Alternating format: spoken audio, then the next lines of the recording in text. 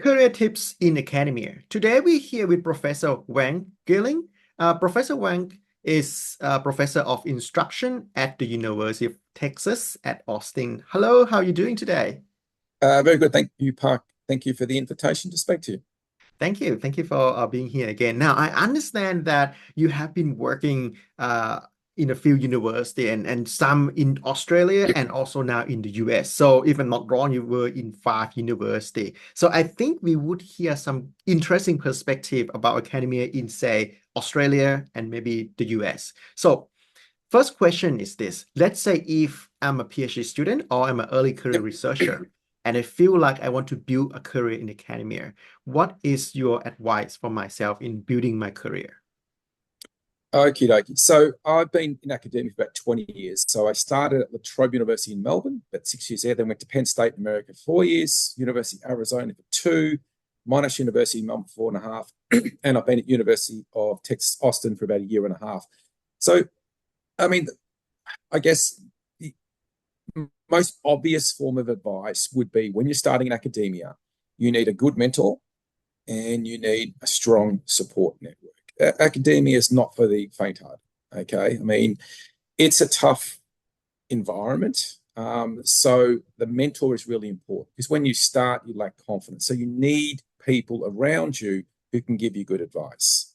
And I would think that if you got a job at a university as a level A or level B academic, there should be a mentor assigned to you anyway. Okay, someone you can talk to, someone you can raise concerns to, and get feedback about how your teaching is going and research, etc., etc. You also need a good support network outside university, family and friends who you can spend downtime with, who can basically help you relax and get away from that. Because it can be a really high pressure environment, especially for tenure track people who are under extreme pressure to publish in top journals in order to get ahead. So I'm education focused, and there's a very loud motorbike that's passing by my street now as I talk. I'm education focused, and most of my experience has been on teaching, but I do research at the same time.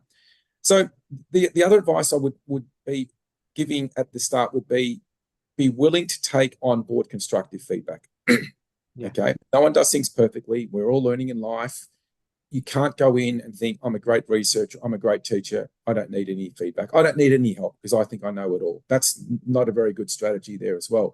You've also got to be open-minded in terms of different teaching strategies, different research strategies. So do you want to go lecture and tutorial? Do you want to flip the classroom? What kind of blended learning do you want to use? All those types of things are important. So get around the experts. I would also say stay active. You've got to attend, you've got to present, you've got to publish. You've got to attend conferences. You've got to present your work, and you've got to publish. Okay. If you don't do that, then you remain very, very local. You remain very insular, and it's going to be very hard to keep a job and get promoted. So start local and think global. Over Yes. years, you should be able to form contacts, and then gradually build up your network until you feel more secure. So there's a lot of advice there thrown into about 3 minutes of teaching. I'll let your viewers unpack that part, but hopefully there's some good tips there. But I think they're Yes. fairly. Definitely, and I know that the question I throw to you as a first question is actually a very big question in itself, and I appreciate some of the tips that you give there in terms of we will talk about networking soon. You're talking about be open-minded, be ready to do a few things, and especially I have seen a lot of academics who exactly like what you say. Some people think that they know everything because that they think they are a teacher or they know everything. So it's like a cup with full water. So they not doesn't want to take anything, any suggestion in, which make it very difficult in terms of uh think of a reflection of what could be done in the near future in terms of what is lacking, what is good, how to improve themselves and their team. So I think that is very interesting. Now, in terms of this specific mindset that you talked about just now, is it similar for the two countries that you have been to?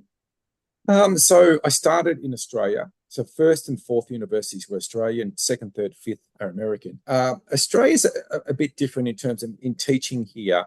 Um, there are resource constraints in Australia that you don't tend to have at good universities in America. And you also get more admin support. It's much easier to teach in America because you don't have tutorials. So I just have lectures, and there are no weekly recitations or tutorials. So the admin costs are much lower but also you have greater support from grad TAs and undergrad TAs. So I have a class of 400, first year micro, first year macro. I have 4 grad TAs and 8 undergrad TAs per class. So I have 12 people helping me for 400 students. That's a pretty Yes. good ratio. You don't have that in Australia. Australia universities tend to be more labor intensive, more the CE takes on more of a leadership role, more admin. I would describe the American system as decentralized, where you have more freedom and autonomy, less interference. The Yes. Australian system is more heavily regulated, and there's also fewer resources to go around here. So teaching is much easier in America than it is Australia. Now, having said that, Australian students are very good. The Monash students I taught were absolutely fantastic. So I had no problems. I was very successful at Monash.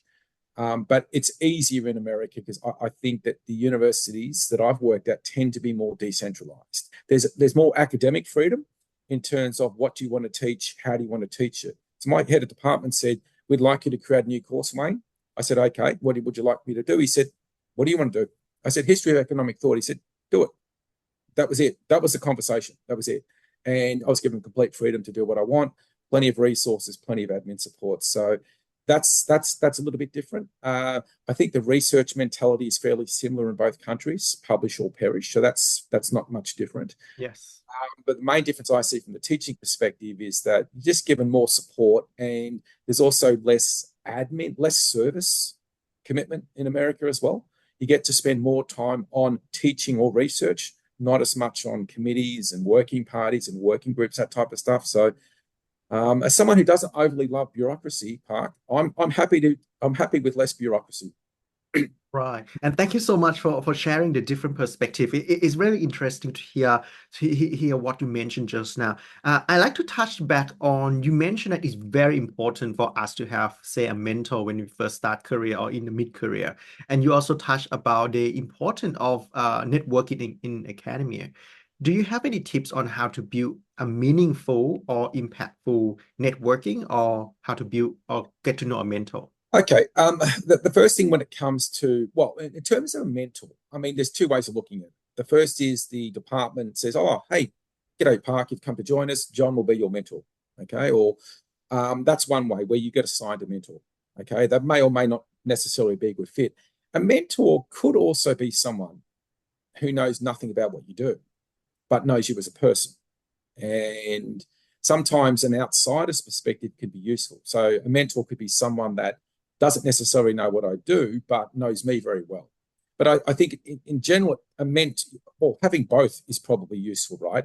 It's good to have a mentor who knows your area of research or knows your area of teaching, so they can say, well, okay, I observed your classroom here. Here's a few tips that you might want to take on board. You did this really well. I thought you could have done that a little bit better. That's useful. So when it comes to teaching, I would certainly stress the importance of getting people to observe your teaching and then give feedback on that. I think that's very useful.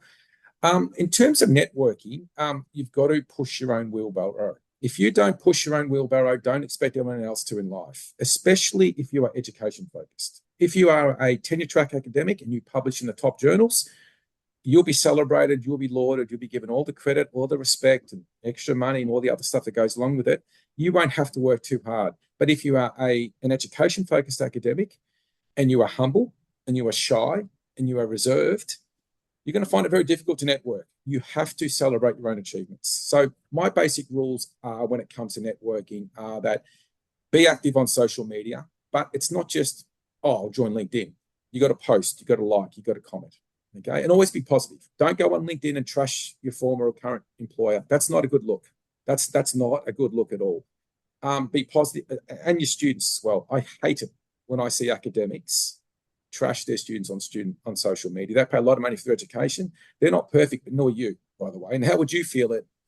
Academics hate it when students go on Rate My Professor and trash them, yet they go on social media and trash their students as being lazy or stupid. I think that's really poor form. Don't do that. Always be positive and celebrate your achievements, but celebrate other people's achievements. No one likes people who go on social media and talk about themselves, but don't share the love around. So you've got to share love. I want love, but I'm going to love you. That's got to be the motto when it comes to all that stuff. So there's some basic things you can do there. So the other thing I think, and it gets back to the point I made on the previous podcast about going to conferences, attending, presenting, and publishing. You've got to get your ideas out there as well. Forming networks can be really, really difficult. My view is networks should form naturally. I don't like when departments try to force people to work together. I'm more likely to want to work with someone because I've had a beer with them and a good chat and we've got something in common and then we hit upon a research idea. That to me is a more natural partnership than, oh, you must work with John because he's in your field.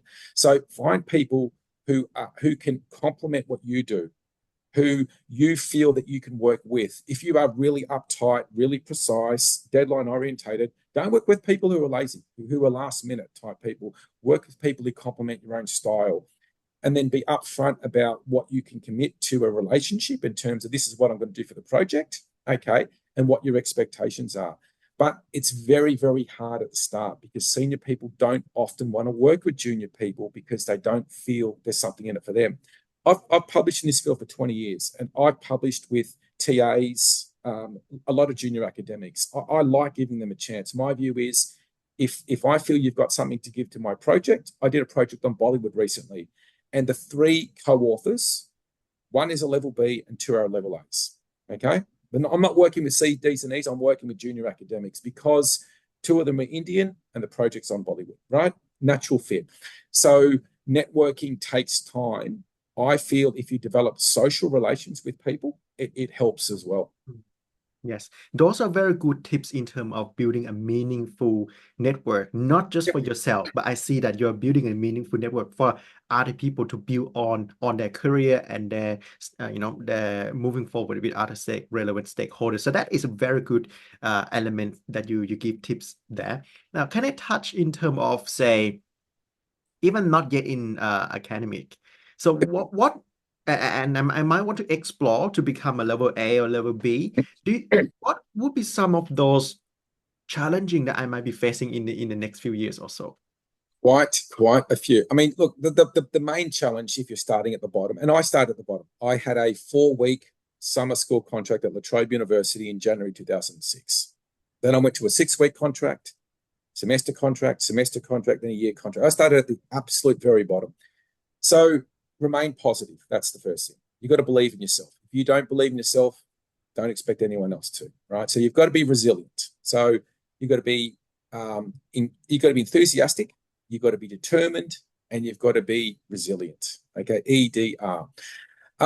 So that's the starting point. And then I think you've got to set goals. Short-term, medium-term, long-term. And it's important to have a good working relationship with your head of department. Okay. What are the opportunities that are around? What do you expect from me? How can I make myself a better academic? Now, I know in Australia, you tend to have annual performance reviews anyway. I think in Australia, they're a little bit too bureaucratic, to be honest, but it is useful to think about in terms of career goals. But my view is have a long-term goal in mind and then work towards it, but be flexible. It's like a football team. We will win 4 premierships in 5 years. Well, we might win 4 premierships in 8 years. That's not a failure. We might win 1 premiership in 8 years. It's still 1 premiership. Don't be too fixed in what you want to achieve, because if you don't get there, you might feel like you failed. Life is full of trials and tribulations.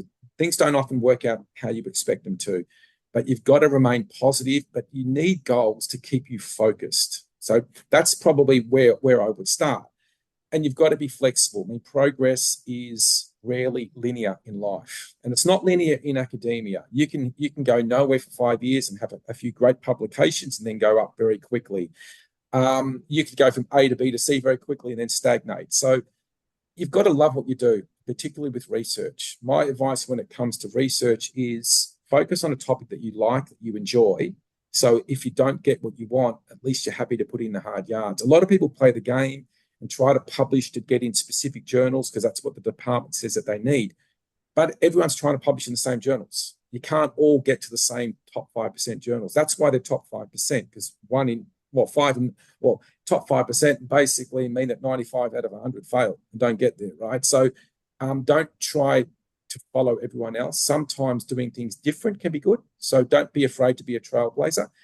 But if you love what you do, don't become too obsessed with metrics and things like that. My view in life has always been, I love what I do. I love teaching. I love research. It'll all sort of work out in the end. But having goals in mind to keep you fixed along the right path, to keep you focused, I think is very, very useful. But when you start, you need people who believe in you.